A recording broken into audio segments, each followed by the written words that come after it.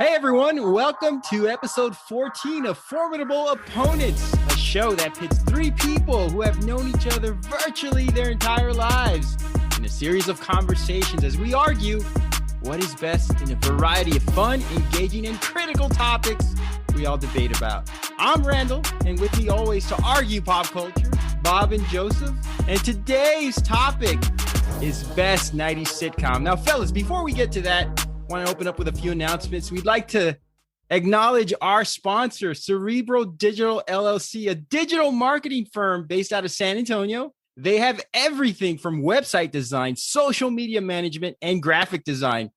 Perfect for small businesses on a budget. Their specialty is helping those startup businesses. Cerebral Digital, a better, smarter, and more affordable way of marketing. We also want to give a shout out to our friends at Buzzin' the Tower. They are one of our favorite podcasts. If you love 80s movies, everybody, you got to check them out.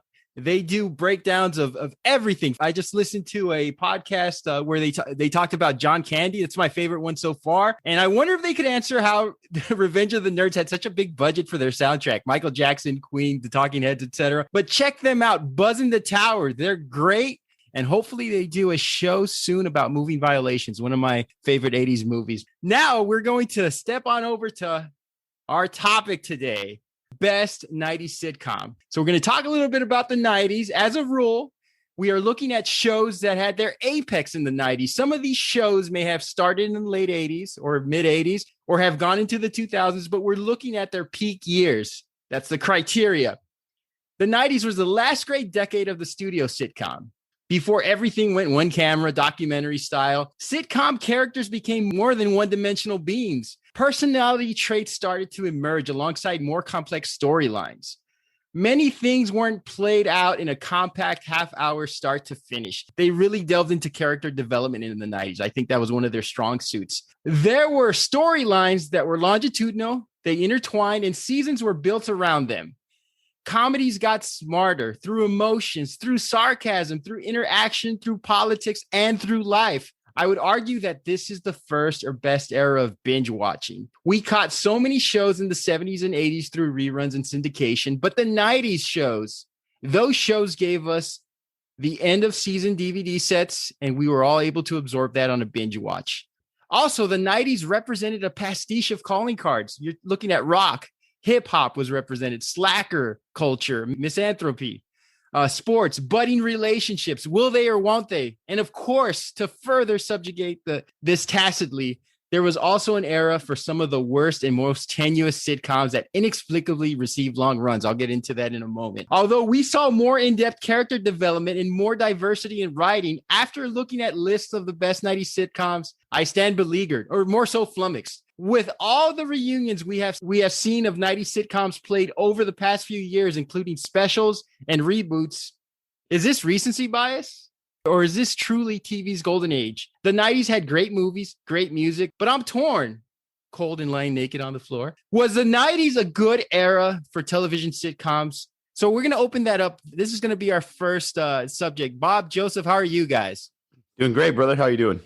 I'm doing pretty good. I think I took the wrong caffeine pills, but I'm not sure. I'm so excited. We'll find out. I'm so scared. We'll see what happens. So I want to lead off with this, guys. I'm going to kind of throw a curveball as we start here. I look at some of the 90s shows, and of course, we're going to talk about the best 90s shows, but there were a ton of shows I could name that I did not like. I'm going to go off a quick list. Suddenly Susan, Mad About You, Will and Grace, Third Rock from the Sun, The Single Guy, News Radio, basically everything on must-see TV that wasn't Friends or Seinfeld. Everybody Loves Raymond, King of Queens. Go ahead, Bob. Those are fighting words, sir, and it's gonna get into it right now. I like the 90s culture. I thought that characters, as I mentioned before, were really coming into their own. I think when we looked at the 70s and 80s sitcom, it was all about lessons. It was about hardships and struggle, and the economy played a big factor, and race relations. But in the 90s, we really saw a coming out party of different sort of melting pots, amalgamations of friendships, of, love triangles, and will they or won't they, as I mentioned before. But the 90s, as much as I love the music and I guess you could say the movies, very Maverick Outlaw kind of movies came out the independent 90s. But the TV shows, there are about 5 or 6 I could name that are my Mount Rushmore of TV shows of all time, but for the most part, I don't know. I mean, to me, I think some of these 90s TV shows weren't that great, but what are your all's thoughts about 90s culture TV sitcoms? Well, first off, I just want to say that Everybody Loves Raymond is probably the most underrated 90s sitcom that there is. I've actually seen it. It doesn't seem like a TV show that I would watch, right? But I've actually seen every damn episode, probably like 4 or 5 times. I've seen season after season, especially since on TBS they used to show rerun after rerun. That show is fucking hilarious. It's funny as hell. It's got a lot of great character and character developments. I really like that one. As far as like Will and Grace is pretty funny. Suddenly Susan was definitely not into. Mad About You, I could never get into that kind of humor. There definitely was a lot of different sitcoms, and they try to hit and miss, or they were a hit and miss. But I think that it definitely was, to touch base on your golden era of sitcoms. The 90s provided a lot of different varieties of shows, and I thought that whether they were fantastic or whether they were just middle of the road, I think they all provided a little something for everyone. I can agree that maybe there is a Mount Rushmore, maybe like 5 or 6 that really stood out, but there's a lot of very underrated sitcoms out there. To be honest with you, there's a lot that really just stood out above them all. I'm sure we're going to get into those in just a bit, but the 90s, man, that's back when there wasn't any iPads or cell phones. And, on Friday nights, or Thursday nights, and you get together, you'd sit around and you'd watch a good TV show and have a drink and just kind of enjoy, right? What do you think, Joe? Joseph, before we start off, I know you were a huge Veronica's Closet fan, so I just want to get that out of the way. But tell us about what you think about that. I've never heard of that show. I think he meant Veronica's Castle. Eureka's Castle when we were kids, sure. Is that what you meant? No, Veronica's Closet. With, I have no idea what that is. Alley. Anyway, go ahead. I don't know. I think it all depends. Really, yeah, from Cheers. I think it all depends on I guess how old you were at the time. I can't really say. I don't know. I can't put together a Mount Rushmore of 90s sitcoms. There's a lot, and there's a lot that I like. There's a lot that obviously we all picked one. Really, to me, it's going to depend on how old you were, what spoke to you, I guess, or what type of humor or show that they were trying to put out at the time in the 90s for a particular audience. There's a lot of shows where I'm probably going to mention that you all are probably going to mention that if you look at them, you break them down, you'll see that, they had their target audiences. So I can't really say. I look at, there's a lot of shows, like I said, and I can't really put together a Rushmore. I think it would be like too hard to do that, I guess, for me. Hold on. Before we start, whose side are you on? Everybody Loves Raymond. Pick a side. Randy says it's shit, and I'm saying it's one of the most underrated. What do you think, Joseph? It had its moments. God damn it, Joseph! It has its moments. I think sometimes the mother annoyed me. I didn't think she was supposed to. The mom was supposed to. She was no Estelle Costanza, that's for sure. But I don't know if Ray what's his Raymond. I don't know if his brother always looked like he was ready to kill somebody. I'm gonna kill you. What about the 90s TV shows that you got? How would you describe 90s TV humor? Do you see it as more, has it seeped into modern culture? Does the humor still stand up with Netflix, the popularity of these shows that in the 90s that people still watch? Do you guys still think the humor holds up, or do you think it's very dated? I think they do, because if you look at what's going to happen, like in 2 weeks, everybody's losing their shit over a Friends reunion. I guess you can say that it still holds up. The comedy from then, there's a lot of nostalgia. We've had a lot of remakes or reboots or attempts to do reunions, and this one being the biggest. They just released the trailer for it like the other day, and everybody's losing their mind. So yeah, I do think it holds up. I don't think there was any real issues back then. That I think it's more of a. The stuff that came out in the early 2000s that we might look at a show like The Office. I love The Office. A lot of the stuff that they did on The Office, you probably couldn't do today. So so I look at it like in the 90s, it held up. I don't know too many instances of 90s shows where, subject matter or the jokes or the laughs aren't to this day still funny, and you can't look back at them and be like, that was a great show. I'm going to watch that, Go ahead, Bob. I agree with that. No, I was going to say I agree 100%. It's all. I think we're living in the time of like nostalgia, so I think that it just reminds us of when we are younger, and a lot of those jokes and humor. It all seems so like playful, and the banter and the jokes and the humor, and even if they're a little bit risky, I still don't feel like people were offended by that kind of thing. Where I agree. nowadays, it seems like a lot of topics are a little touchy, but back then it didn't seem that way. And when you look back on some of the jokes, some of the things like that, you see them as they were, as just good fun comedy, as jokes as they're intended to be. And you guys make a good point. I think they took a lot of liberties with jokes back in the 90s. And I'll go ahead and step into my honorable mentions because I have friends on there, and we're going to mention Friends a lot. It didn't make any of our lists. Bob, I don't. You're not a big fan of Friends, right? Well, look, man. A buddy of mine at work asked me. He was like, we were kind of talking about, what the topic of this week was going to be about, and he's like, "You got to choose Friends. Why would you? Did you choose Friends?" I was like, "No," and he's like, "Why wouldn't you choose Friends?" I was like, "Because I have a penis."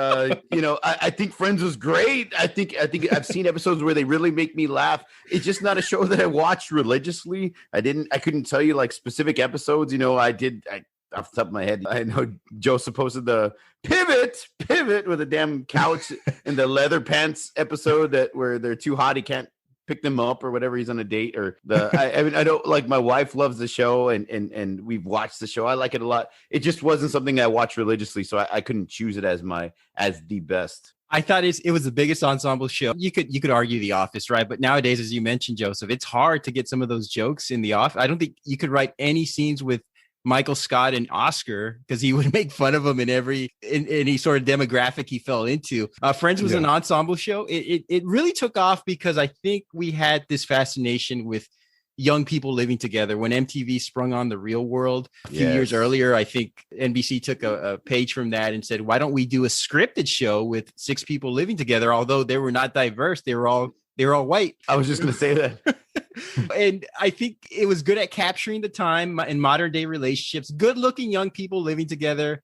Like I said, it worked for MTV. Young people were watching television because they didn't have a variety of things that they have today. I mean, nobody was on YouTube and all these other things. They were watching TV. And when I think of Friends, I know we think about it as a very sort of family-friendly comedy, but they took some risky shots. There was a lot of issues about, not being diverse. Fat shaming was one of those things that they did a lot of flashbacks when Monica was heavy. When Monica wore braids when she came back from vacation, I think they were culturally inappropriate joke. There were a lot of things that went on. But what are y'all's thoughts about Friends? Bob, we got a little bit of your thoughts. What about you, Joseph? Your thoughts on Friends?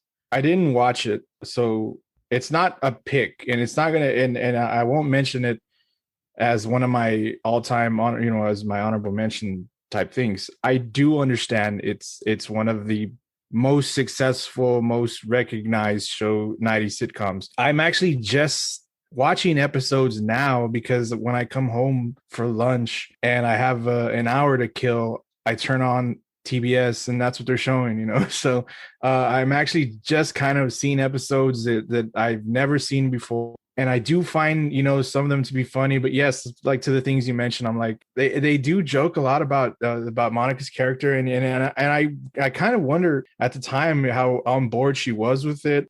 I think what's funny about it, and I don't know if it's a stereotype issue, but the Joey character is a dumbass, and we know that, and it is funny. But like I said, I'm barely watching it right now. Oh well, if you think like, oh, how can you barely be watching it right now? It's our listeners. Well, you know what? I have a life, so and a penis. I had things to do, but I am watching it now, and am I going to check out that rerun, that reunion thing? Sure. I mean, I have HBO Max. Why? I mean, I'll watch it. When you mentioned earlier with nostalgia, I think Bob said it. The reason why nostalgia is so big right now is because we've all been at home for so long, for a year, and there wasn't anything new to come out, or TV shows weren't able to film. So what did you do? You hit up your Netflix, you hit up your Hulu, and you watched all these old TV shows. And maybe that was the resurgence that, hey, it worked. And 90s stuff is back. And I think that's why it's so big right now, because we've been at home. I thought Friends, just to put a capper on it, a few things. You mentioned Joey. I think they really went overboard with some of the stuff with Joey. I thought he was well written, but then it was like a little over the top. It's like, what else can we do to make him sound like a dumbass? And I think that flavor sort of lacked after a while. It was also hard to watch Matthew Perry dwindle down to about 160 pounds when he was on, pain pills and God knows what else he was doing. So those seasons were tough to watch. Also, there's no way in hell that Ross pulls Rachel. In real life. That mopey son of a bitch. Hold on. Yes. Fuck, you got to remember, I mean, do you all know the lead singer for the Counting Crows? Not the most handsome man, and he was able to pull Jennifer Aniston and Courtney Cox in real life. So Ross had a shot. I'm gonna put that on a t-shirt. Ross had a shot. Shout out to Adam Duritz. Yeah, he did it, and he's still pulling them. But okay. I guess I can't argue that. Some of the other honorable mentions before we go on with your honorable mentions. Martin. I loved Martin. I almost went with Martin as my favorite. I think it was a second choice for me. It helped with Fox's rising popularity. Great supporting characters. Martin himself as a supporting characters, I think, was brilliant. All the supporting characters he played, the supporting characters like Bruh Man, and when Tracy Morgan would come on as Hustle Man. I mean, this show was so smart. I think it's so before its time because it introduced a lot of elements of comedy that we weren't seeing on sitcoms. I think one of the things that faltered was it was on Fox, and Fox was still networks trying to get its feet under them. And I also think that Martin was, from what I've read, was kind of hard to get along with, and I think the show suffered because of his ego. But Martin was a great, hilarious show. A couple of other honorable mentions: The Simpsons. I know The Simpsons have been around forever, but it really hit its stride in the 90s. Brilliant writing, cultural references, characterizations, a lot of stuff that doesn't age well now, and they've made a point to eliminate some of those characters. Sports Night was a great show. It only lasted 2 seasons. Aaron Sorkin, brilliant writer, one of my favorite writers, a sort of a Sports Center knockoff. And South Park is the last one I'll mention. I thought South Park coming in at the late 90s and really changing the game really elevated Comedy Central's profile. What about y'all, your honorable mentions, Joseph?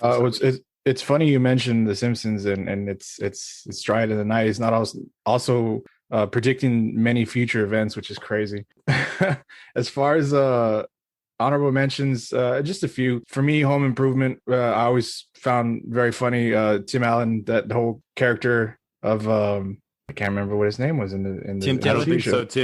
Tim Taylor and Tim the Toolman. Yeah. Home Improvement. That was funny. I enjoyed that one. Family Matters, Step by Step. Martin as well. I had on there. TGI Friday, man. Yeah. I'm going to say Fresh Prince. That's obviously a great show. That was one of my very high honorable mentions. But yeah, like Bob mentioned, man, TGIF Fridays, that lineup of, I think it was Family Matters, Step by Step, and my pick, which I'm going to mention right now. I'm just not going to say it.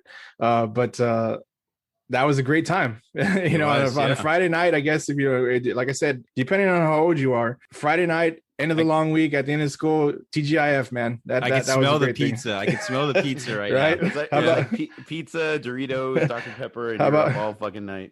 How about you, Bob? I had a few. Everybody loves Raymond, you jerks. Apparently, you're the only one who loves him. I'm the only one. It's like real life. It's like everybody loves Raymond, but it's not funny. Married with Children. This is what I wanted to mention. Oh yeah, I used to watch that one religiously growing up, and it's such like a different show. Like they were always so, I don't know. I didn't even know how to explain it. Like, so down in the dumps, right? Like Al wasn't successful and he was made fun of because of it. The daughter was a ditz, you know what I mean? Airhead. Bud was like, unattractive, but always trying to hit on girls and thought he was more than what he was. Of course, it was just a different show, a really different show. And I found that it was extremely relatable for a lot of different reasons. And I loved it. I loved it. Wow. Who's a better neighbor, Steve or Jefferson? Jefferson, because Jefferson always wanted to go to the nudie bar. Yeah, he was like a friend to Al, where Steve was like an annoying neighbor. Yeah, he's like he was the annoying neighbor. Yeah, but yeah, Jefferson was the shit. But plus, he was from Revenge of the Nerds, so he likes to party. Martin, yeah, I used to watch Martin. I thought Martin was fairly funny. His portrayals of other characters, like the pimp, and when he dressed up like the chick, I always forget. I think it was Shanae. yeah, Shanae. I always thought it was hilarious. But really, and Everybody Loves Raymond. God damn it, Everybody Fucking Loves Raymond was such a good show. But those are my picks. Those are my honorable mentions. The last thing I want to mention, it's funny because Joseph, you mentioned Tim Allen, Bobby mentioned Ray Romano. I think it was Drew Carey who had mentioned, like, in the 90s, they were giving away TV pilots to comedians because they wanted that spark, because networks wanted to capitalize on the popularity of comedians. I think thanks mainly to Eddie Murphy, who was arguably behind Michael Jackson as the biggest star in the prior decade. And Eddie Murphy, of course, was beyond TV shows. He had done SNL. And I think once Eddie had shown his popularity and was able to bring such a crowd to his movies, at least for that last part of the 80s, mid and late 80s, that comedians were getting all these pilots. And you look at the roster of 90s TV shows, and you'll see Ellen had a show, Tim Allen, Drew Carey, Ray Romano, Jerry Seinfeld. I mean, it was just a comedian sort of apex. Martin, of course. And if they weren't getting TV shows, they were getting SNL stints. Adam Sandler, Chris Rock, David Spade, Farley, Rob Schneider, on and on. So comedians were really hitting their stride in the 90s. And I think that's why we look at 90s as the era where comedy really started to peak in a different sort of way, because it was not only skit writers. It wasn't these script writers who would, stay in their office and try to come up with funny little segues and storylines. It was actual comedians bringing their stage show onto the sitcoms, and you don't really see that anymore. Yeah, I think it bled a little bit into the 2000s with like the George Lopez show. They tried to continue that trend, which worked out really, really well. But yeah, I can see how they were just trying to hit, capture lightning in a bottle with trying to get a comedian their own show and make it hit. The Drew Carey show wasn't that great. I wasn't, especially when it got weird towards the end. He was sleeping with like the Partridge Family mother. They were like it got really weird. I do like the supporting characters. And speaking of which, Bob and Joseph, we don't see too many comedians getting sitcoms, but one that I have watched is Gabriel Iglesias' show. Have you watched his show on Netflix? I've watched the first 2 seasons. I've been meaning to do the third, because I'm a fan of him. So it is entertaining, the things, what he's saying. And it's cool. It's got a good message. I guess it's good for the kids too. It's what these shows were then back then, I guess. Bob, no. Bob, I haven't seen it. I haven't really had a chance to see it, so I wouldn't be able to give any insight on that. Kind of a 90s throwback, I felt watching that show. It's got its corny moments, but it's kind of like a Saved by the Bell mixed with a comedy series, a little edgier. Saved by the Bell was something that we used to watch religiously as a kid. Great, funny, everything. I mean, that's probably one of the most memorable ones of me growing up, thinking of a sitcom that I watched or a 90s show that I watched over and over and over again. I think I've seen every episode, even the shitty years with Tori. They were all good. And to think about Saved by the Bell, it's not a well-written show. It's not well acted, but it keeps us watching. And I think it's more for the nostalgia. I think it's more for like, look at Screech doing something stupid. Rest in peace, by the way. I mean, what is the fascination with our age group? It was good, man. I mean, they did do a couple of little knockoffs. Like I remember there was a California Dreams. Oh yeah, that was a good show. Yeah, I actually dug that one. It was good, but it wasn't Saved by the Bell. Yeah, you're right. That's very 90s. Hang Time was another one. Hanging with Mr. Cooper. Hang Time with a basketball team, and I think Reggie Theus was their coach, and City Guys was another one. They had a whole I guess you could say cavalcade of early 90s sitcoms for teenagers on NBC. It didn't work out very well because they obviously canceled all of them. Let's go ahead and go to our selections. Joseph, you're up first. What did you feel was the best 90s sitcom and why? Like I said earlier, I didn't mention it in the honorable mentions, but it's obviously I'm picking it, and it's one of them. My choice is also one of my favorite shows in the 90s. I really enjoyed watching it. Still to this day, I'm pretty sure I have the full DVD set sitting on my shelf. I went with Boy Meets World. Great show. To me, I'm sure you all are familiar with it. This show is about the everyday events and life lessons of one Mr. Corey Matthews, played by Ben Savage, Fred Savage's younger brother. Side note, I think it's kind of cool how both these brothers had their own shows that coming of chronicled, age. Yeah, these chronicled life growing up in different time frames. Excuse me, Ben Savage with the Boy Meets World and the 90s, and Fred with what was it, the 60s? The 60s and 70s for the Wonder Years. Yeah. Really, really cool situation, I guess, how they both are on these considered iconic shows to a lot of people. That really their parents hit the jackpot with these two, right? It also stars Corey's teacher George Feeney, played by Mr. William Daniels, his best friend Sean Hunter, played by Ryder Strong, and his brother Eric, played by the comical Will Friedle. This guy, I mean, to this day, this dude still makes me laugh. I follow him like on Instagram. It's kind of the same stuff. He just acts goofy. That's just who he is, but still a very funny guy. Like a Jim Carrey sort of. When Mr. Feeney, Mr. Feeney. I mean, I loved it. And of course, his love interest Topanga, played by the lovely Danielle Fishel, biggest crush on this girl to this day, and just what a beautiful woman. I was a young boy, and this girl was a dream. Anyway, plenty of other characters, but the ones that I just mentioned are pretty much the cornerstone of the show, which is weird because the character Corey is supposed to be the focal point. But what's awesome about this show is that the other main characters on the cast each have their own issues and that play into the storyline as a whole. The show aired for 7 seasons from September 24th, 1993, all the way to May 5th, 2000, which is pretty good. I mean, that's basically the 90s to the 2000s. It's what is a 90s sitcom, I guess. I do think this was a good show for the youths of America in the early 90s as they navigated through middle school, high school, and even college and adulthood. At its core, it's a family comedy. Yes, for the most part, it sticks to its guns and it entertains you that way. Excuse me. It makes you laugh, but it did have its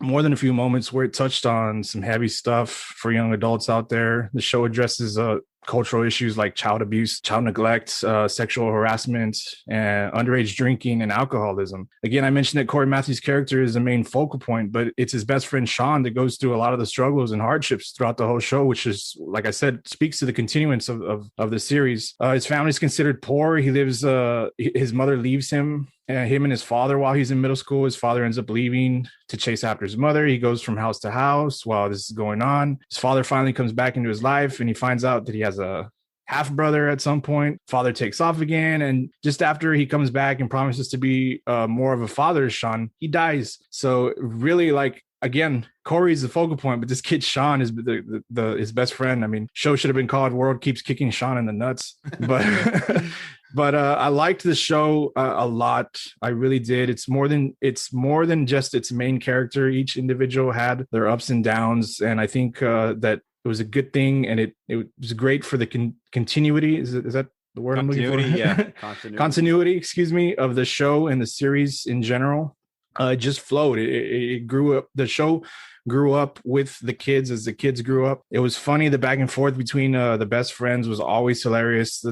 Like I mentioned, the dumb older brother Eric, the shit he did was hilarious. The life lessons from Mr. Feeney. This was always a great show to me. It was great. It even spawned a sequel series that got great reviews from the Gen X parents that grew up and had kids in the early late 90s, early 2000s that ended up watching the spin-off show, the continuing show called Girl Meets World. It's a classic show. I think it holds up to this day. Stands the test of time, and like we mentioned earlier, a lot of these stories hold up to this day. They can the subject matter isn't like something that you can't talk about to this day. The jokes are still there. They're still funny to this day.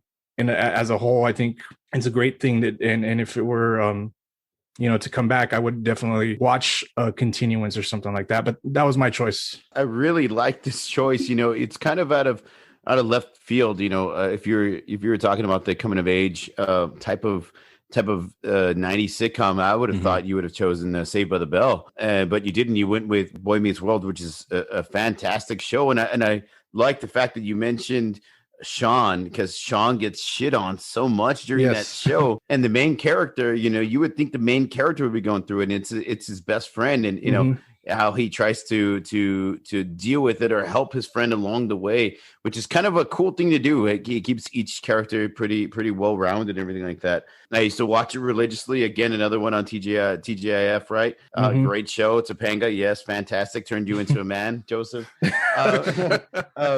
You tell me you did not have a crush on her when That's you were what I'm growing saying. up. I didn't say I didn't. Yes, of course I did. Of course I did. The one thing that I guess I could say about this one that I think it, as time moved on and as the characters evolved, I didn't like what happened to them. Like, again, we mentioned Friends and Joey, how they try to think of other ways, a bunch of different ways to make him look more stupid or more dumb or do something dumb, right? The character. Mhm. I felt like Eric's character got more dumb and That's kind a of good over, point. over the top. And Yeah. it kind of bothered me a little bit, especially because in the first season, he was kind of like the smooth, cool big brother that, was always after chicks. And, he even backed up Corey when he was going to get into a fight at one point in time. And then he kind of evolved into this goofy character. And then they just made him more and more goofy and kind of dumb and stupid. It kind of, rubbed me the wrong way a little bit. I think towards the end, they kind of did the same with Corey. At the very end, they made him overly dumb and overly,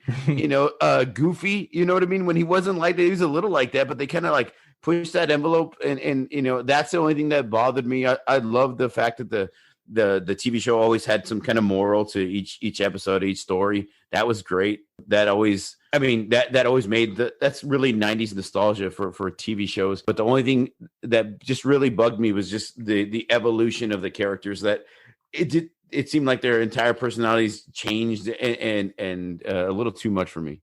If you before you say something, Randy, I just want to say thanks because Bob mentioned something that I forgot to mention, and yes, I agree with you. Are you talking about Everybody Loves Raymond? I agree with you that if you look at it towards the end, Corey got a little dumb. It kind of got silly towards the end. Yes, yeah. At its heart, it still had its moments where they cared for each other. There's an episode where Eric.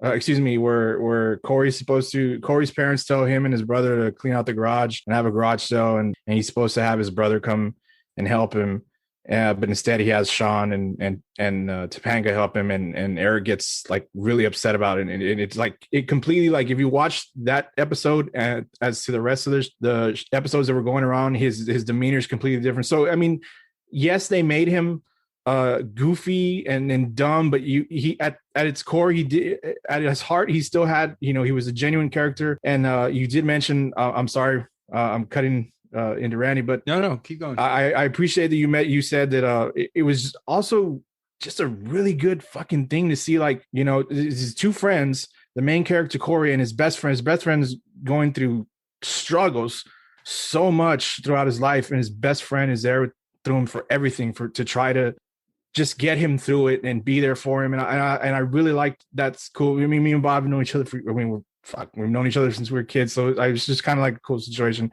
I've always, and with you, Randy, we've always been like that to each other. And that's why I think this show is really awesome, because it kind of mirrors some shit, that anybody can go through with, hey, growing up, just trying to be there for your best friend. Go ahead, Randy. I enjoyed both of your takes on the show. I'll say what I actually thought, and when you said Boy Meets World, when we were discussing the shows, it took me for a loop. I was like, huh, and then I started watching clips, and then I remembered, wow, this show was good. It started off as a kid show, like a young kid show, where he was in elementary school, something you would let your 8-year-old watch. Middle school. And then, and then it evolved. Like, he started getting older. The show started to reach its apotheosis, and it actually grew into a very smart show. It seems like it's catered towards kids, right? But you could be an adult and really say, wow, I want my son or daughter to watch this because this is a good lesson. As I like the show because it evolved. It remained prescient, and it did so by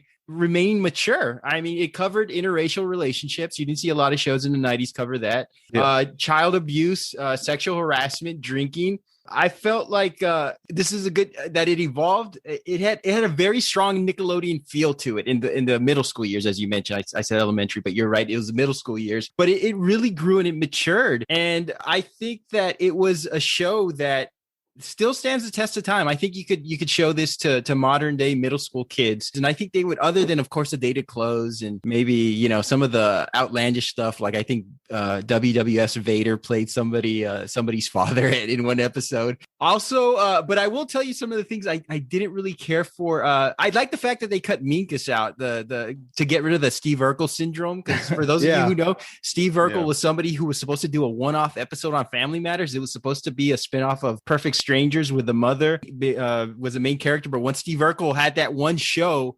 everybody loved him. They want to bring him back. Family Matters lasted years and years, but it was off the back of Steve Urkel and not the show that they originally envisioned. I think a lot of the cast were very, they harbored ill will towards the writers for striking up Urkel so high, but they didn't do that in Boy Meets World. They got rid of this Minkus character really quickly and said, hey, we're not gonna have some, Urkel sabotage like they did in Family Matters. We're going to go on the strength of the characters we created and the lessons that we want to show for our kids. I agree with Bob. I thought that the writing for Eric was really bad towards the end of the run. It was comical. I think he had a nice little medium going on there, and then I think he started dating Jennifer Love Hewitt, and it just went down shit drain after that.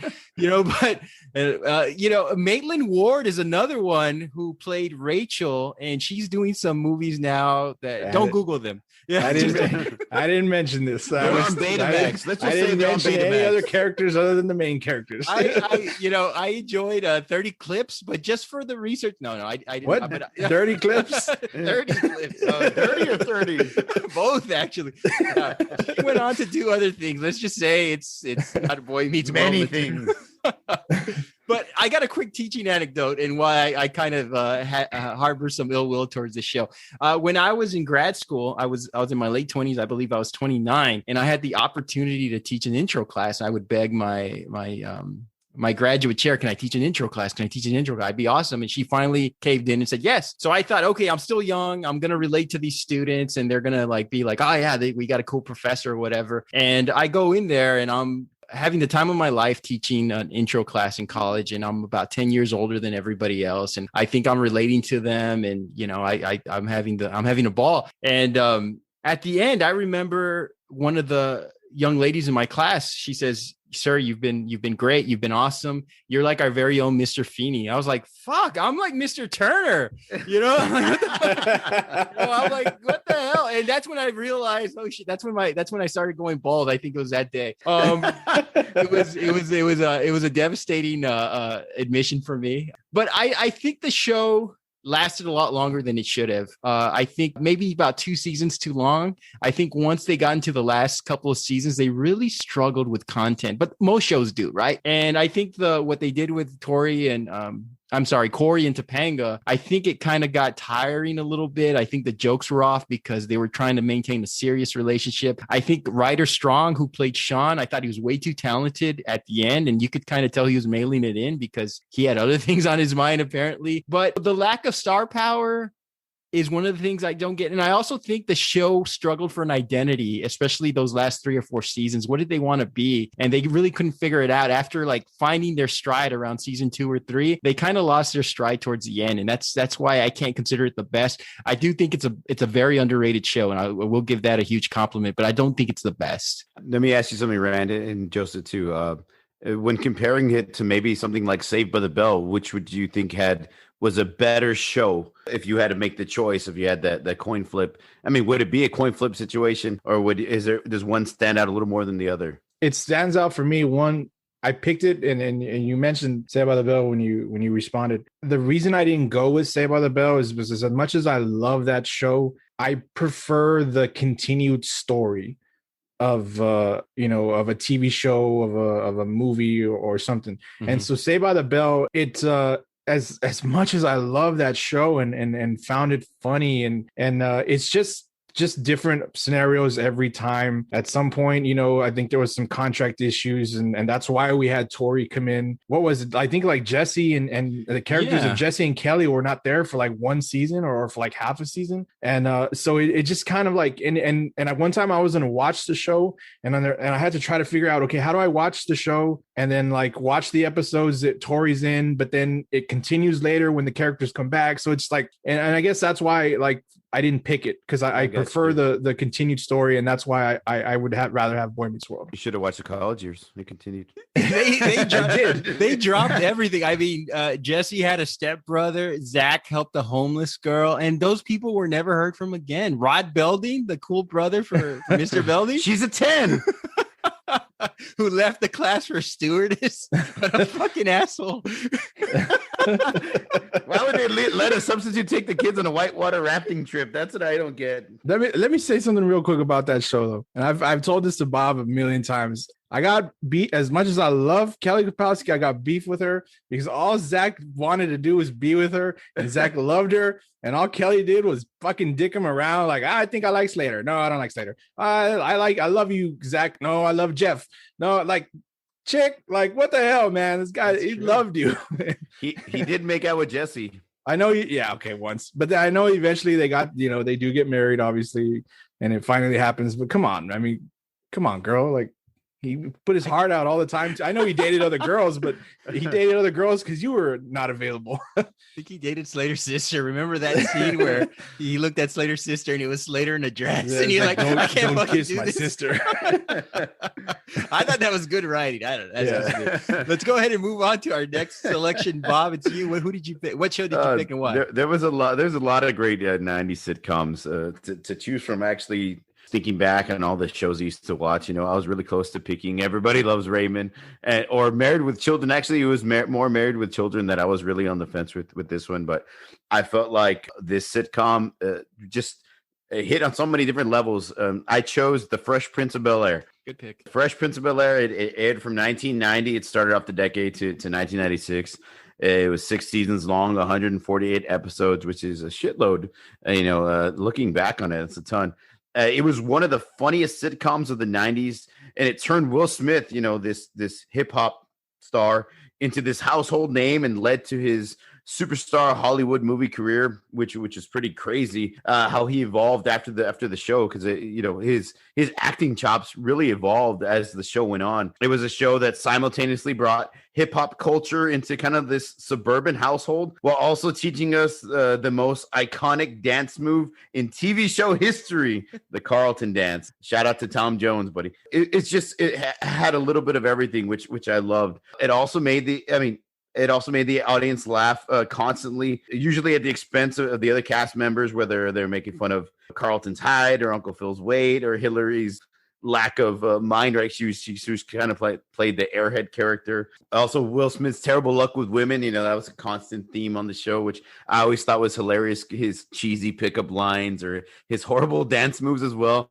At least Carlton can fucking dance. Will Smith couldn't really, or he made it seem like he couldn't dance on the show, which I always thought was hilarious.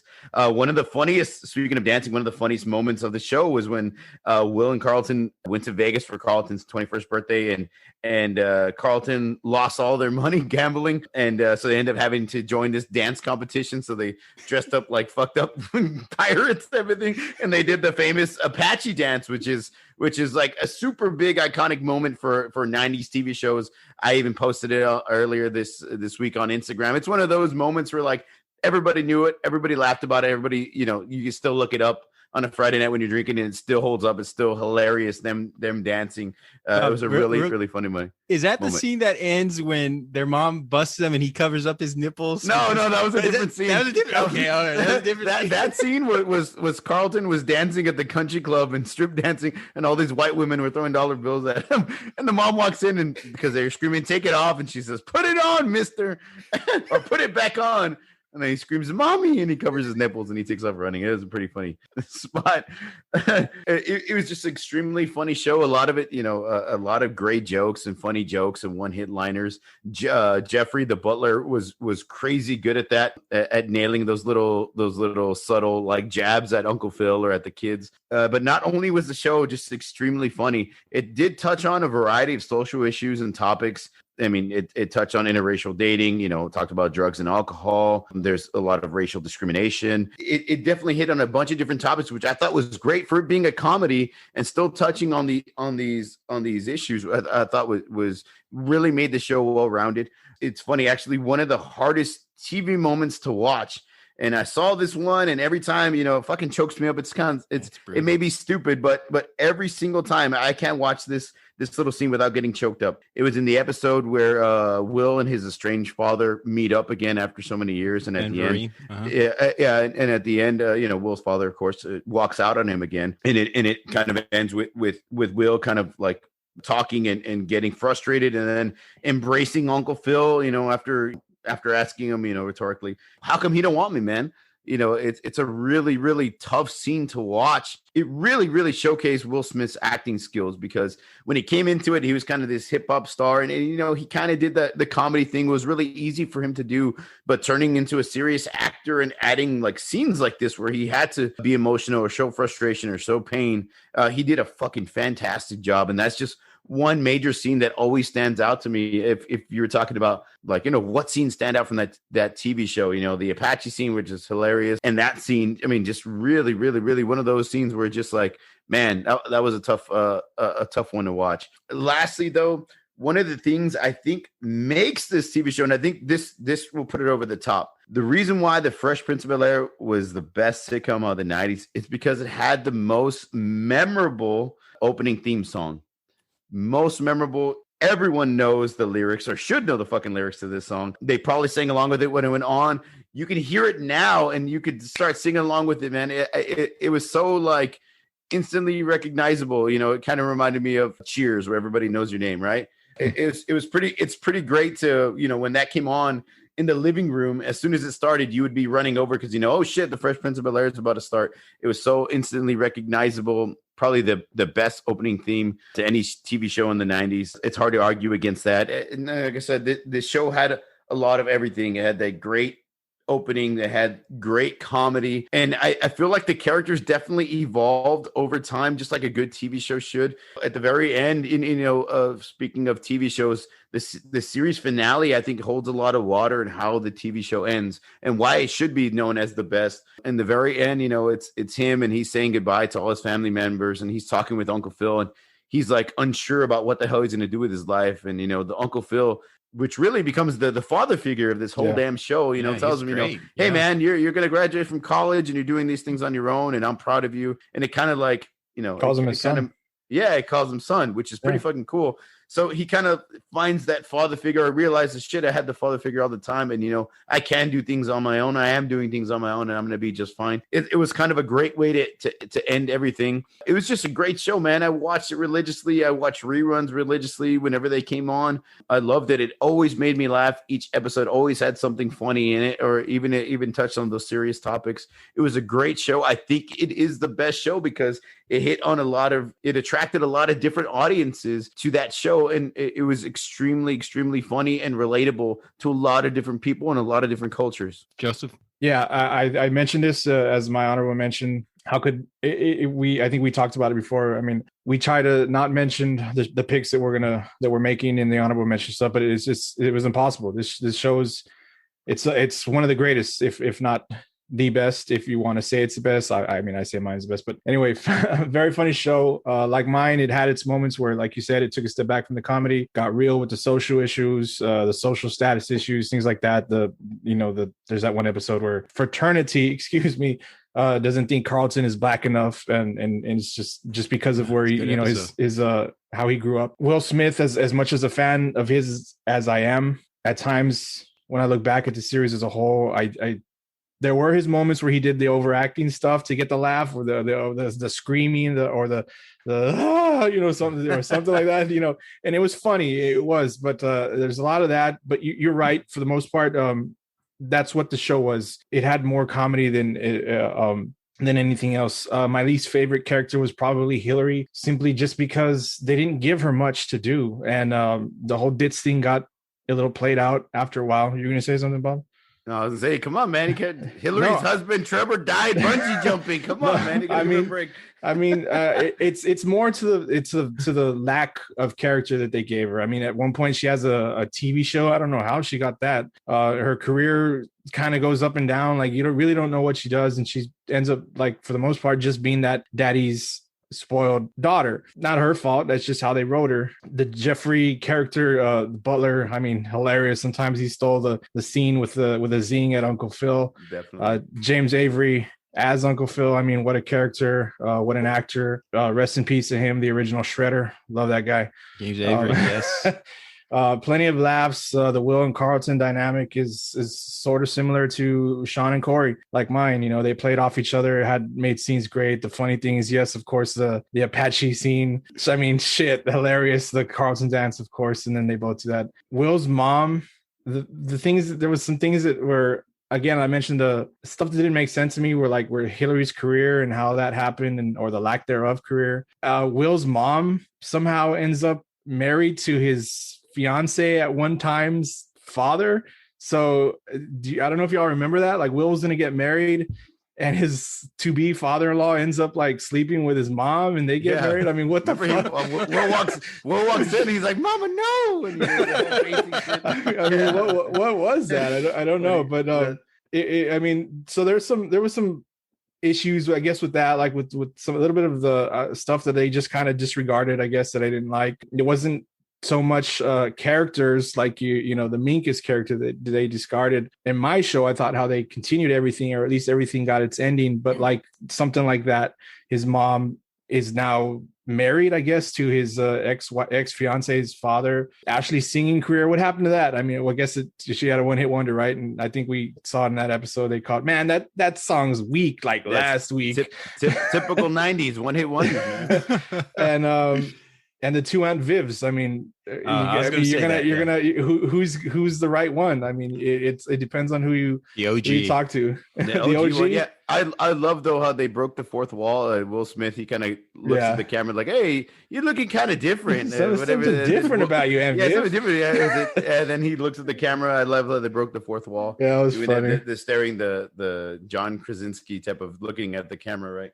But those were some of my issues. What about you, Randy? This show came out at the right moment. Hip hop culture was really evolving. Yo MTV Raps, album sales. Will Smith, his first career as a rapper, it went okay.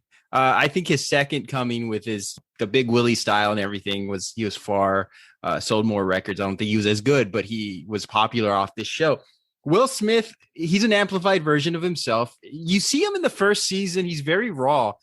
He's, mumbling lines. He's not the best actor, but he really worked himself up to it. And you're absolutely right, Bob. I have it on my notes. Great theme song. I would put it up there. It's between Friends and Fresh Prince. I would give Fresh Prince the edge. But it's right up there. Friends. Yeah, I mean, come on. They had a single released. Yeah, Boy Meets World had at least like 3 different theme songs, and each of them were great. You don't know the lyrics. Everybody knows the lyrics to Fresh Prince of Bel-Air. Great. This was a great fish out of water TV series, based on music manager Benny Medina's life. He was sort of adopted by his friend's parents in California. Produced by Quincy Jones. It was canceled initially after 4 seasons, but the fans brought it back, and it ran for 6 seasons. So there was a little consternation there. I think by the 4th season, people were. At least the executives thought it wasn't going to go anywhere. I felt like it took a downturn. You mentioned this earlier, Joseph. It took a downturn when they let go of the original Aunt Viv, Janet Hubert. But during the HBO retrospective show, they had a reunion show.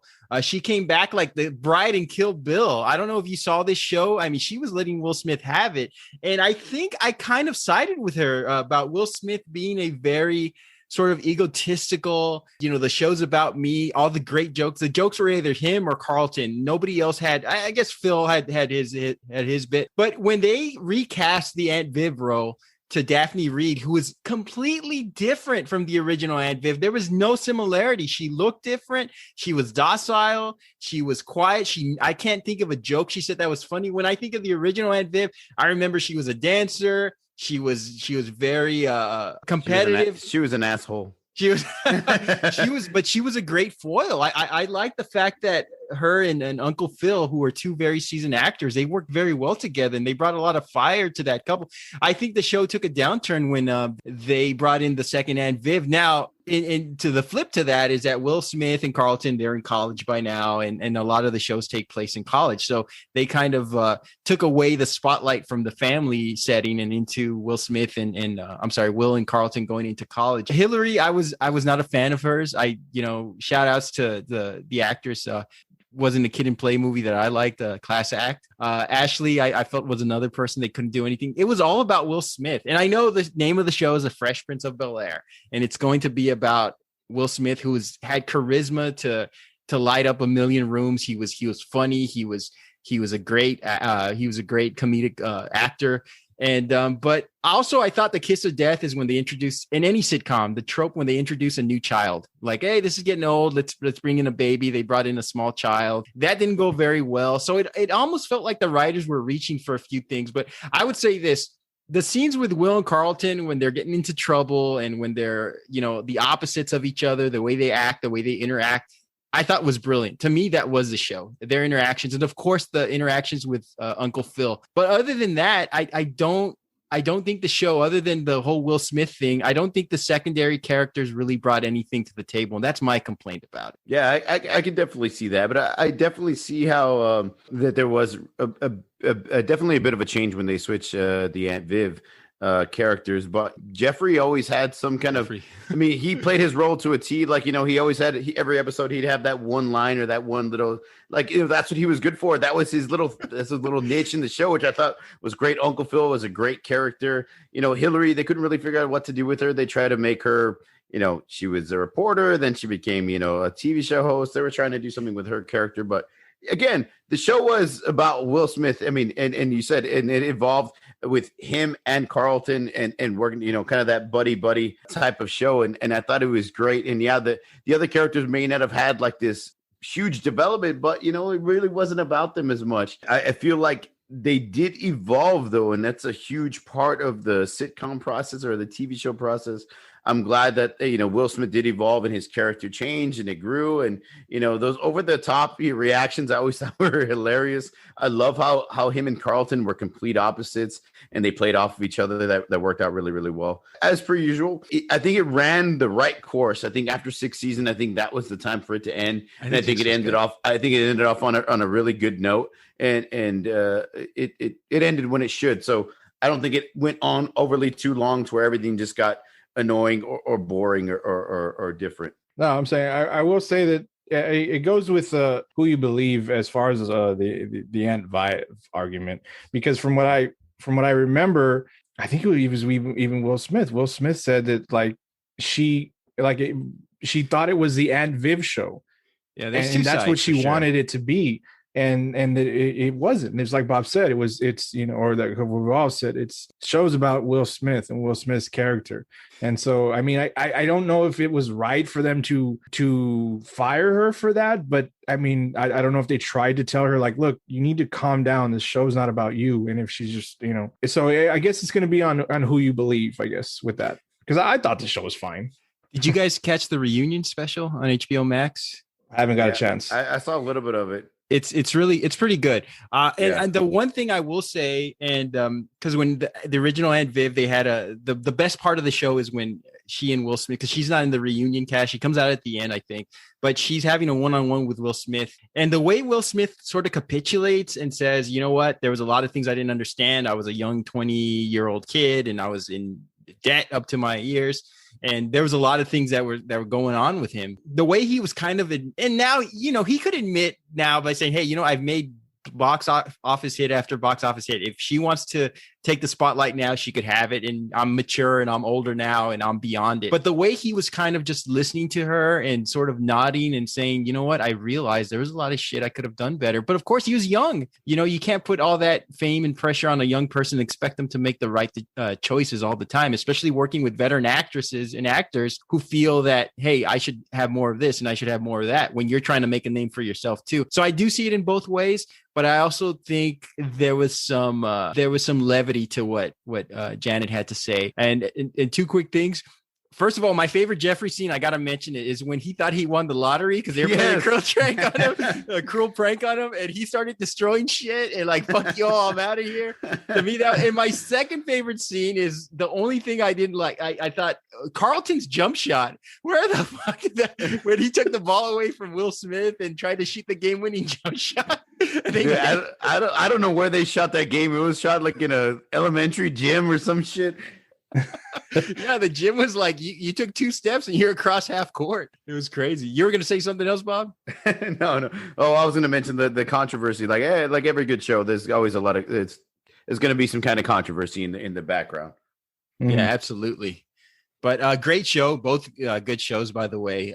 And now we're gonna go to my selection. So I chose, I believe, the show that defined the 90s. And I could see why some people might not pick it just because of, well, I guess that's going to be up to you guys to argue. But everybody loves Raymond. when you can name the show just based on episode titles, you know you're doing something right. The Chinese Restaurant, The Soup Nazi, The Parking Garage, and my personal favorite, The Contest. Jerry Seinfeld, and Seinfeld to me epitomized the 90s. Jerry, of course, played a fictional version of himself. I thought it was the best ensemble cast. It was like the 2017 Golden State Warriors lineup. You couldn't go wrong. You could put a show on anybody, the spotlight on anyone, and they were just golden. The series was often described as a show about nothing. However, Seinfeld in 2014 stated that the pitch for the show, the real pitch, was when Larry and I went to NBC in 1988, and we wanted to do a show about how a comedian gets his material. That's why you see Jerry, especially in the early episodes, he does the early stand-up stuff, kind of giving you details on what the show is going to be about. Much of the show's humor is based upon repeated use of irony, incongruity, and oftentimes an unfortunate coincidences as plot devices for many of the episode's plots and humorous moments. I love that irreverent humor. That's what I love most about Seinfeld. This is what made the show great. It was simply, this couldn't happen to anyone in real life, but it's so hilarious that it feels real. It's the Seinfeld moment. Nobody learns a lesson from their mistakes. So these characters are all despicable and deplorable, and they knew it, and they were relishing in it. This isn't a feel-good show like many shows in the 90s were. They didn't tackle the serious issues. They weren't talking about substance abuse and relationships in that serious manner. This is a feel great about the bad shit that happened to horrible people show. These characters are underhanded, they're sneaky, and at times hateful, but they are honest and they are funny. And you want to be friends with them because they do what you would want to do in those situations, and they say what you would want to say. The incongruent humor always led us to believe we would not know what the crazy ending would be. And of course, talking a little bit about the Seinfeld curse, each of these characters were given shows. Julia Louis-Dreyfus, Watching Ellie, didn't do well. Jason Alexander, Bob Patterson, and Listen Up didn't do well. Michael Richards, The Michael Richards Show, he had bigger issues after the show. But the show, I believe, guys, it's about nothing, so I don't have anything else to add to it. But the humor, the catchphrases that we still use, the fact that we still love Curb Your Enthusiasm, which of course is created by Larry David, and it still carries a lot of the Seinfeld humor. You cannot go wrong with this show because it was so funny, it was so brilliant, it was so off the cuff, so different, so irreverent, and it was just everything you wish you could say in that kind of moment. The awkward moments, the weird tensions, the way they dealt with situations, it was so different from your average cut and paste sitcom. You know, it was just an amazing show, and I still love it. I could still watch it. Of course, some of the things are outdated, but I mean, you could watch any Seinfeld clip and just, I mean, laugh at it because those things are timeless and ages. What are your all's thoughts on Seinfeld? Well, I mean, Seinfeld was one of those shows, man, that it's still hilarious. I still watch Jerry Seinfeld has a show on Netflix, Comedians in Cars Drinking Coffee. Great show where he goes and talks to a lot of comedians. Seinfeld was great. I mean, like you said, it was all the TV show. I mean, the episode titles, told you what about the soup Nazi, the game where they're playing Risk. I thought was hilarious. You know what I mean? The Ukraine is weak. I am from the Ukraine. I always thought that was hilarious. Kramer washing lettuce in the shower and food in the shower. He put the food processor. That was weird. There's just a couple of things that not bother me about it, or maybe I think they hold it back. The characters, they never quite evolve into something. I think they just kind of play the same character throughout the entire series of show. I mean, granted, I don't think it was that kind of show where they would evolve, but I always figured that any good sitcom or TV show, the characters do evolve, and the show kind of evolves into something. You know what I mean? The finale was I don't know, that talking about a weird finale and a weird It was bad. It was pretty terrible. Yeah. It was pretty terrible. I mean, it's one of those things where they wrote it down, they wrote the sketch, and somebody probably should have thrown it out, but maybe it was Jerry Seinfeld's idea. I don't know. Nobody had the heart to tell him anything. And I think it falls into that same kind of category as Friends. I mean, there wasn't really a lot of diversity in the cast, in the grouping. You know what I mean? Again, predominantly white characters. They were hilarious. The episodes were hilarious. Not as a relatable TV show, I would say, like something like The Fresh Prince of Bel-Air, or maybe Married with Children, or Home Improvement, that type of thing. The character development, I feel it may be the only thing that really holds the show back. It's a funny show with some really, in particular, some really funny episodes. The diversity or lack thereof, and the character development really, really bothered me. What do you think, Joe? I love the show. I do enjoy watching it, with reruns and whatnot. I have to be honest and say that I didn't watch this show in the early on. I did catch the later seasons, and I did see the finale, and like you and so many agree, the clip show type finale, like what the hell was that? Like, for a show as big as this one, was, or as its impact and it's they're just that ending. I mean, come on, you could have ended it. Why were you just showing clips? But so I did have to go back and watch. Don't really show it anymore, but they used to show it on I think it was on TNT or TBS at night, like for like 5 hours. And so I would watch a lot of the early stuff that I didn't get to see at the time. So we'll say that first season was not very funny. I think if I had started watching this from the very beginning, I probably might not have gotten into it, because it's the first season is not that. I guess maybe they were trying to figure out what they were doing. Like, were they that, yes, they're that show about nothing, but it was weird. And the characters, I guess they were kind of, the Kramer wasn't the Kramer and George wasn't George in the first season, I guess. Mm-hmm. I'm not going to mention the diversity because we're pretty sad. But you know what? I can honestly, like, look, I'll admit it. My show, the same thing. They were a suburban family, but if you delve into the story of it, they weren't exactly like a rich family. But again, it was kind of the same thing. So it applies to mine too. I find it hard when we're making our picks, when we've done this lately, that, we pick things that we all like. And so it's kind of hard to argue against them. It's kind of hard to argue against Bob's pick, because I love that show. So, and I do love watching Seinfeld as well. So I'll just point out the things that I had an issue with. Like, what the fuck was Jerry and the girlfriends? I mean, he dates these beautiful women, but they all have like flaws. Like, what the fuck is that? They're beautiful women. I mean, and I don't understand. Somehow he ends up fucking it up. I guess maybe he was supposed to end up with Elaine. Hello. They're real and they're spectacular. Yeah. I mean, that was like, I was like, okay, come on, bro. I mean, how do you not keep a girl? The death of Susan. I mean, I didn't understand that one. And I'm not sure, maybe you have to tell me, Randy, was she written out of the show, or did she leave the show and that's how they wrote her out? Like, what the fuck was up with that? Like, my understanding, I could be wrong because I did not research that, but from what I remember, I think they wanted to write her out just because there was a rumor that she didn't get along with some of the cast members. She wasn't very pleasant to be around, especially with Jason Alexander. And I think that's because she's supposed to play his wife. Yeah, exactly. Or future wife. And I think Larry David said, "Well, just kill her off." And it was just one of those things.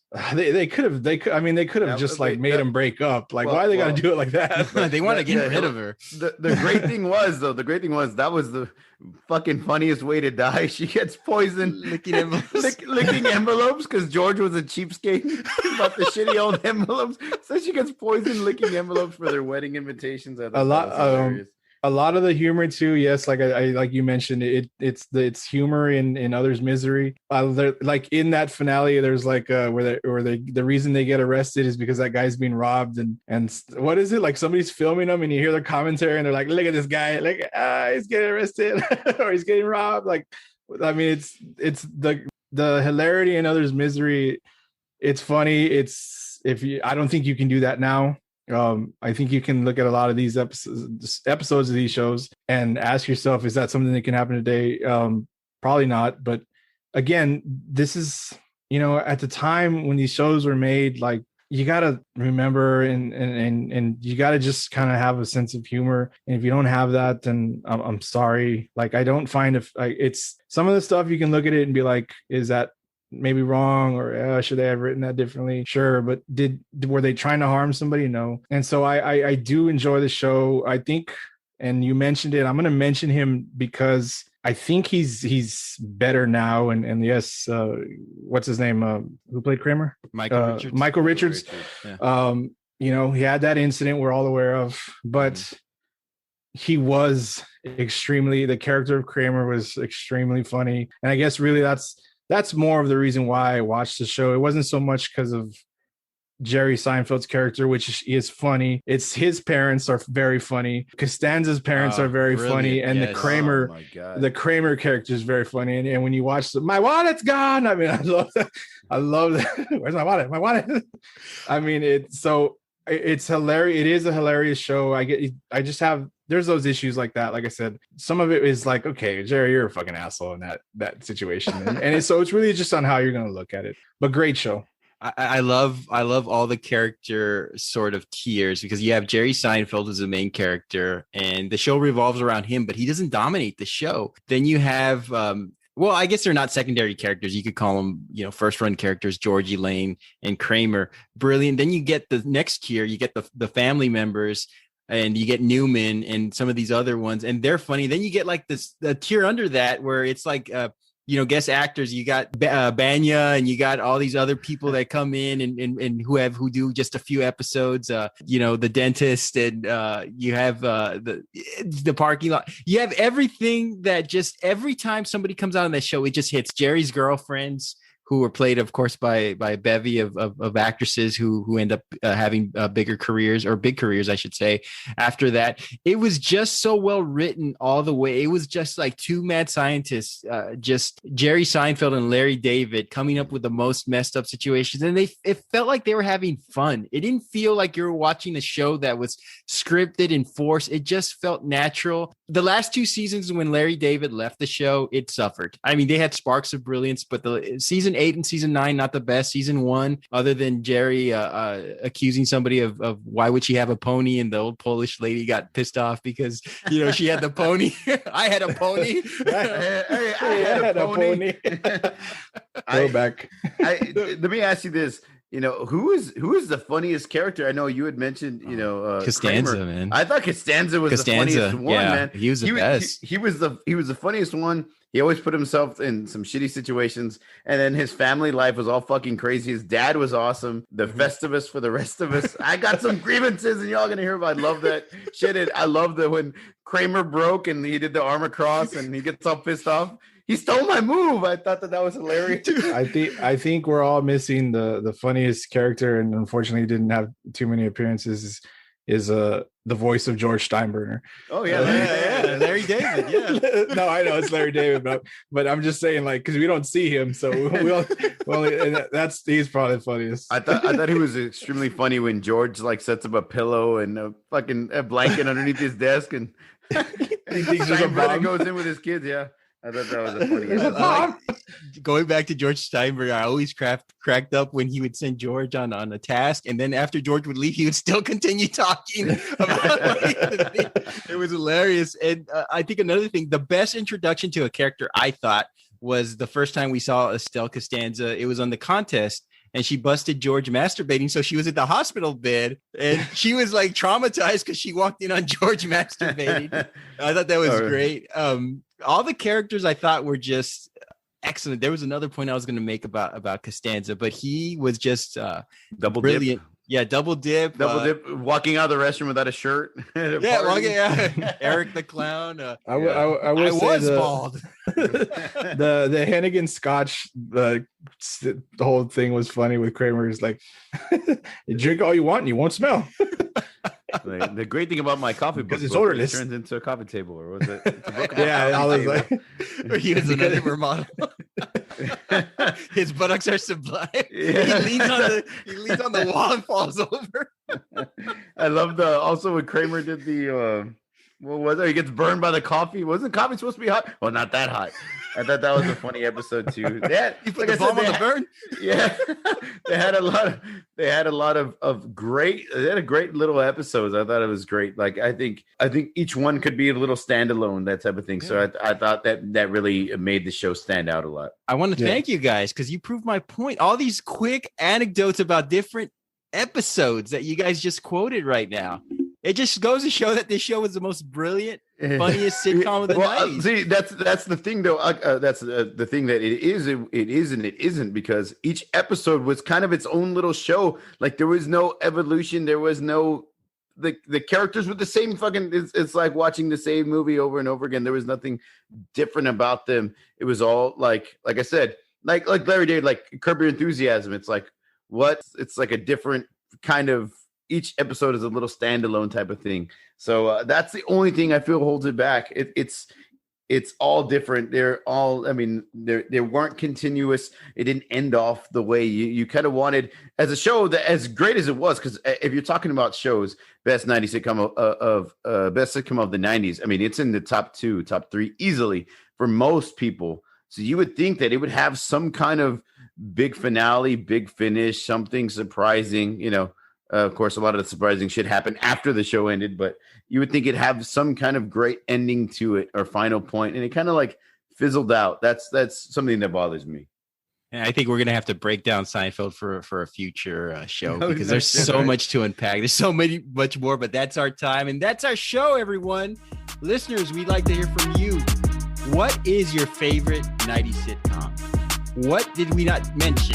Most importantly, let us know what you think about the show. You may reach us at formidableopponents@gmail.com and follow us on Twitter at FOpponents. Also on Instagram at formidable_opponents. Listen to us on any podcast platform. If you go to Apple, please rate us and give us a review. We'd love to hear from you. Join us next week as we argue best cover song. That one will come probably by the end of this week. We're gonna see if we can push out another show. No promises, but we're gonna try. So for Bob and Joseph, I'm Randall, or should I say I'm Art Vandelay, and we will see you guys later on this week. Take care, everybody. Tiny onions.